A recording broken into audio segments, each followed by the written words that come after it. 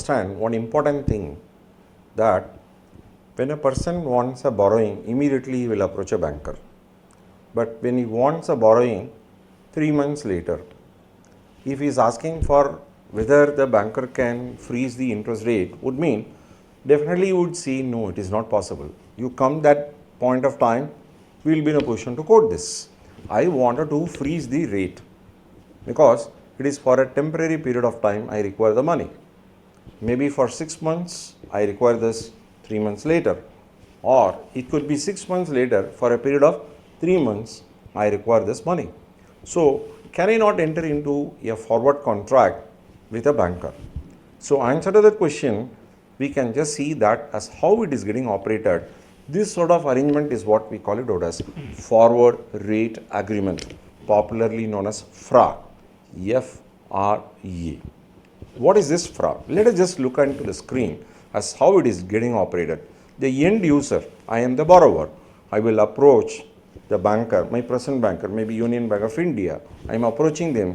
Please tell me the rate at which I can be borrowing, the requirement which I would be getting 6 months later for a period of 3 months, right?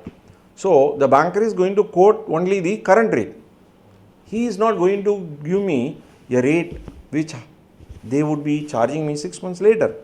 So it is 6 months later for a period of 3 months. So where would I go? I can approach another banker, say maybe banker B.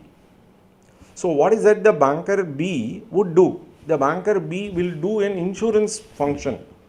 What is that he will be telling? If your banker is charging greater than what you are expecting, the excess amount that you pay, I will compensate is what he is going to tell. So thereby the end user will lock up the interest rate with the help of an insurance banker. So please understand, my own banker is not going to do. I am going to take the service of another banker who is going to give me the rate which will be enabling me to lock up the rate, which will freeze the rate, right? So 6 months later, what is going to happen? That is what you call it out as maturity normally, or you can tell that as settlement. So the time at which I require the money, that is the date you just go and approach the banker. The banker is going to give you an actual rate. So the end user might find that rate being greater than what he was expecting. So it would result in loss. Myself paying higher rate of interest is going to be a loss. So then I will approach banker B and I will inform him that my interest rate is higher than what was promised. So please give me that compensation. So please understand why the banker B should do that. Please understand, when the actual interest rate were to be less than what was promised, then definitely it is going to be a gain as far as the borrower is concerned. That gain, the end user is expected to compensate the banker B. So banker B is gambling, end user is also gambling, and the original borrower is not doing anything. Now, this is for a short-term loan for a period of say 3 months, that you take it up 6 months later, which you put it out as 6/9 and you call it out as a borrowing or deposit.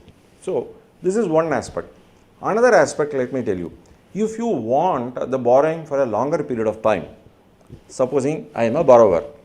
So as far as borrower is concerned, the underlying asset is the cash. So I will be buying cash, and instead of doing this by compensating the banker B when I am at advantage, so where I would be very happy to be compensated when I am at loss, but there will always be a feeling when I am gaining in the market where the actual rate is less than what was frozen. That gain, when I have to compensate the banker B, naturally it will be paining me.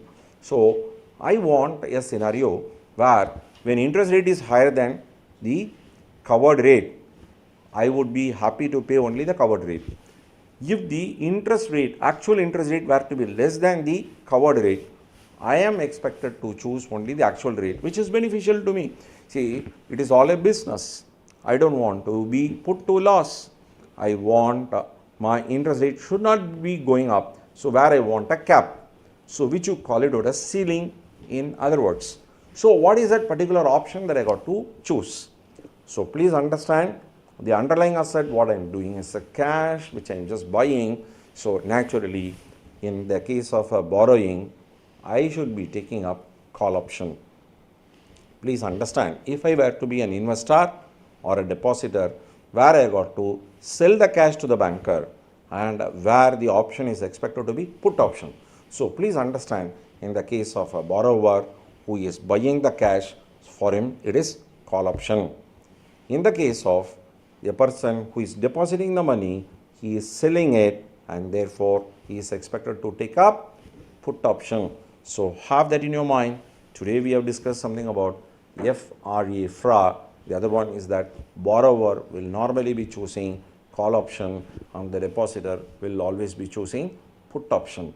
I think this particular discussion is bringing about the utility value of FRA and call option and the put option.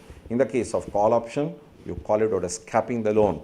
As far as put option is concerned, especially when you deposit, I am just finding out a floor rate, a minimum rate. So sometimes what will happen, even in the case of borrowing, you can have both ceiling as well as floor, that is cap as well as floor. You call that scenario as collar. We will discuss in the next video more about this capped loan and floored loan, caplets, floorlets and columnlets, that is collarlets. All this in a very great detail we are going to discuss. Thank you for watching this video.